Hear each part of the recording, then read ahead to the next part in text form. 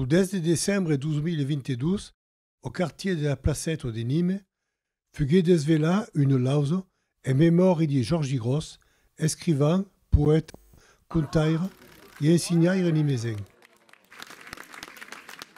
C'est un réel plaisir de vous retrouver ce matin pour le dévoilement de la plaque en l'honneur de Georges Gros, disparu en 2018 à l'âge de 95 ans. La ville de Nîmes rend aujourd'hui un hommage appuyé à cet homme qui, pendant de très nombreuses années, aura été le plus grand militant de la langue occitane à Nîmes. Auteur reconnu et primé notamment par le prix Von Bodon en 1990, conteur mais surtout enseignant, il aura œuvré tout au long de sa vie à développer et partager cette culture. Nîmes a toujours été un carrefour des civilisations entre les Cévennes et la Méditerranée, entre l'Espagne et l'Italie, et entre la culture occitane et la culture provençale. Georges Gros a contribué des années durant à cultiver ses origines occitanes, notamment en organisant l'université occitane d'été. Il a également participé à la création de la maison pour l'animation de la recherche populaire occitane, qui œuvre encore pour que vive la culture en langue occitane. Il a permis aussi d'ancrer pleinement Nîmes dans ce qui est aujourd'hui notre région, l'Occitanie. Mesdames et messieurs, si Georges Gros avait l'Occident dans les veines, si Georges Gros avait Nîmes au cœur, il a aussi avant tout dédié sa vie à la transmission. Enseignant dans différentes écoles de notre ville, adepte de la pédagogie freinée, il a permis à de nombreux Nîmois de s'épanouir pleinement dans leur scolarité. C'est pour toutes ces raisons que l'une des deux calandrettes de Nîmes porte son nom. C'est également pour ces raisons que j'ai souhaité que notre cité rende cet hommage aujourd'hui. En posant cette plaque ici, au cœur du quartier où il a vécu durant sa jeunesse, la ville de Nîmes souhaite que Georges Gros ne soit jamais oublié, notamment par les générations futures. C'est un texte qui se dit La voile et l'encre. C'est le texte d'ouverture des Contes de la Marbelle. Fuguet une thème que la parole flutteggiava à la cara de la terre et non ni vous le trasteggiare. Comme un nuage, la parole flottait à cet temps-là sur la face de la terre. Et les hommes qui n'ont pas qu'une pugnade, elle y bien. Eux aussi, les hommes qui n'étaient alors qu'une poignée, allaient de ci, de là, sans savoir vraiment pourquoi. Et un jour, se rencontrèrent la nivule, pleine de milantes des gouttes d'élus, et les ombres. Et cada umbre béguette une des gouttes d'élus. Et d'aquí, esparpaillèrent sur la terre et congréèrent des tribus et des peuples. Et on buta capaimar per une souvenance originale. Et à force de veiller d'auseu, carreja se lisaure, et à force de veiller l'isaig porta d'arbres morts, inventèrent l'inao. Ils inventèrent les navires à force d'observer les eaux charrier des arbres morts et les vents charrier des oiseaux vifs. Et c'est ainsi qu'ils connurent l'ampleur de leur domaine. Aquelli qui démourèrent ont acquis et les autres qui s'en allèrent, certains s'en allèrent chercher des histoires d'abord de ce côté-ci de la mer et puis de l'autre costat. Et quand tournavons, contavam ainsi peuple et ce que pensavam d'aver vist. De ces conteurs qui sempre eron dins les mares, les forests ou les herbes, ceux qui étaient comme ça, sans arrêt, poussés par les vents dans les mers, les déserts ou les monts, on les appelait les conteurs de la voile. Mais il y a d'autres d'aquells contaires qui demeurèrent acquis, à qui un telancourt est retombé ceux qui restèrent là où l'encre était tombée, dans les profondeurs de la terre pour s'accrocher au roc, écoutèrent les secrets qui remontaient du sol. Et on les appela conteurs parce que leurs yeux peut-être étaient plus larges, si oreilles mai d'Hubert et si bouc mai mouvedis au Béléo. Quoi qu'il en soit, chaque fois qu'ils se rencontraient comme des frères différents mais fraternels, ils se racontaient leurs histoires merveilleuses venues d'ici et venues de là. Et pour ceux dont le labeur de peine avait asséché la goutte de lumière originelle. Ce sont ces conteurs-là qui leur rendirent l'envie de viaggiare a tout astre, au hasard, de voyager, di lo grand camp d'Estelle che tutti avaient sento saupre à l'intérieur de sa tête, de voyager dans le grand champ d'étoiles que tous, sans le savoir, nous avons à l'intérieur de nos têtes.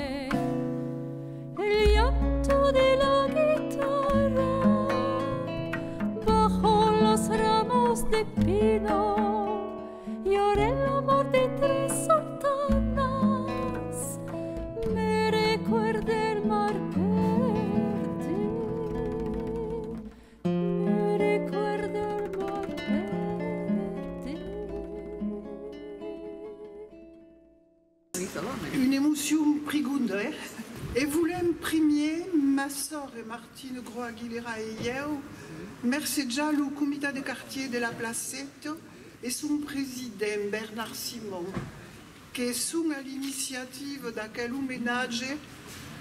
Voulez merci già também Didier Leclerc qui nous baillait la photo de la convidation qu'avait fait au plus de qu'elle soit belle. Merci già também le Piccio Théâtre. Et est une entrée remirable pour pauser une plaque pour papa. Merci Jean Tambel, le consul de Nîmes, Jean-Paul Fournier, et la municipalité qui a pris en charge la création de la plaque commémorative. Merci também à tous les amis de notre pays à qui présent et à quelle présence nous fait cœur ou corps à nous autres et la famille. Jordi Gross era une amoureuse de la Placette. Elle nascu tout proche d'elle et tenait une place grande dans son enfance, son œuvre et sa vie de toute. Elle também destaca à la petite école maïrale de la carrière Bec de Lièvre à Kidarié. Elle disait que l'école que c'était une talier de lingousitane, mais en place per la Marpoc, à qui présente. Dit la salle officielle du comité de quartier de la Placette, qu'avait per présidente Maryse Philibert. Maryse est acquis. Oh, ça mérite. Ben adjuda de personnel Gérard, Trollet ou Desapparegus. Georgie Gross y apprenait l'occitan à Mantune Nimezin et transmettait son saber toute sa vie. Sa tisse, sa volonté, sa passion, era de faire parler le pays. 13 de Sifélène continuèrent sur le camion occitan qu'avait causé. Faut pas oublier tout ce que la Placette inspirait comme écrit à Georgie Gross.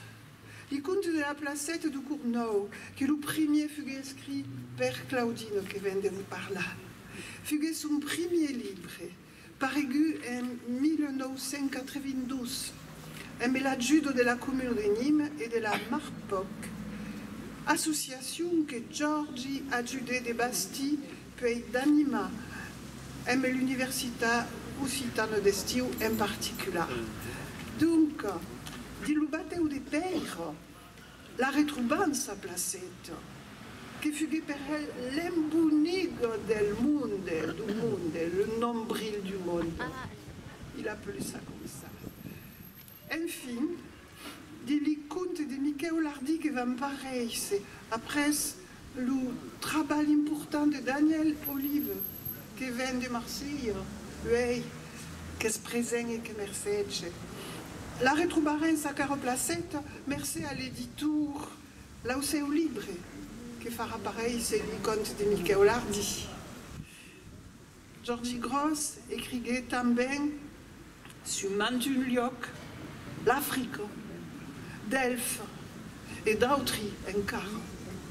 Trouverez si libre à la Marpoc, pourrait se trouver ici plein de livres de Georges et d'autres occitans qui écrivent encore. Romans, contes, poèmes, théâtre, chansons, per Delphine Aguilera sa Félène, et também per Pascal Marconato et Idelette Rocha. Georgie Gross écrivait também d'ensaigs, d'articles, faisait d'émissions de radio, et ben d'autres chroniques encore, et d'émissions de télévision, et d'autres sur TVOC. Si vous voulez veiller, Anna sur TVOC, où le boss disait Space, et Georgie a qui a fait une émission. Et tout à coup, fait quelle plaque per ses souvenirs de Georgie Gross est bien méritado.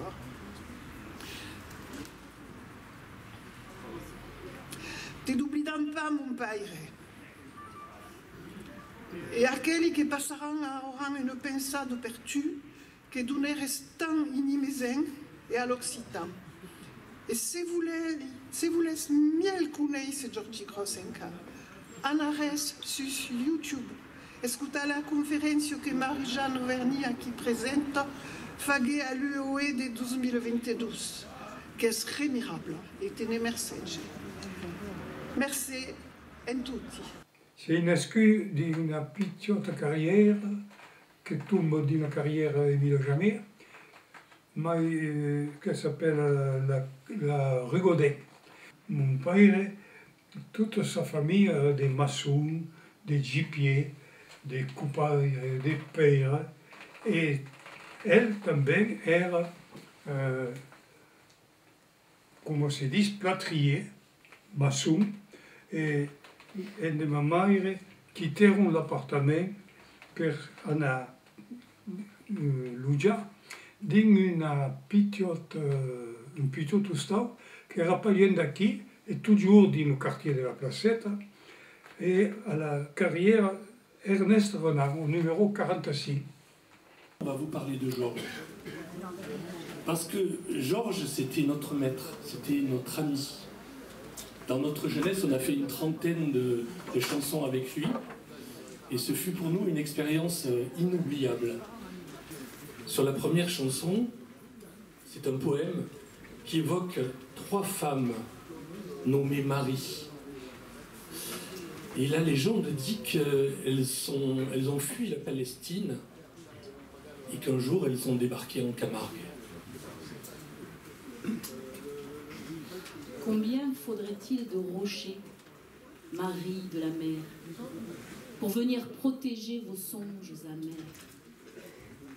Amère, amère, l'amour se perd dans les vases du vent. Amère, amère, l'amour se perd dans les brumes du temps. Quand des roucas faudra, Marios de la mar, Belvenia para, vostris sommis amar, Marios de la mar, quand des roucas faudra. Amar, amaro, l'amour s'esmaro, di la la soro d'ouvert. Amaro, amaro, l'amour c'est smaro, dit la neble douté. Quand des peiros faudra, Marios de la mar, per venir a clapar, vostris espers amar, Marios de la mar. Quand des peiros faudra, amaro, amaro, l'amour c'est smaro, dit la soro d'ouvert. Amaro, amaro, l'amour c'est smaro, dit la neble doutée. Quand des sables faudra, Marios de la mar, per venir escafar, vostri laquis amar, Marios de la mar. Quand des sables faudra, amaro, amaro, l'amour c'est smaro, dit la soro d'ouvert.